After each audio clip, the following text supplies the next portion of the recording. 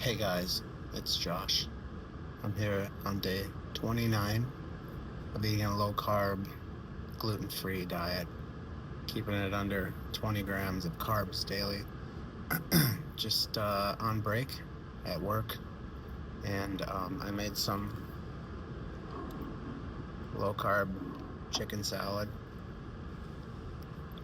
I used cottage cheese and plain Greek yogurt, along with some cut up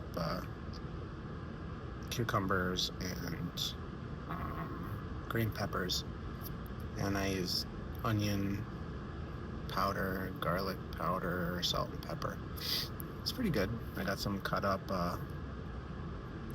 um, peppers and a baby bell cheese and some fiber and some good old hospital coffee. uh, so yeah, it's going good. Working all night. All right, that's all I got. Hope you guys are doing well, and I'll catch you on the flip side.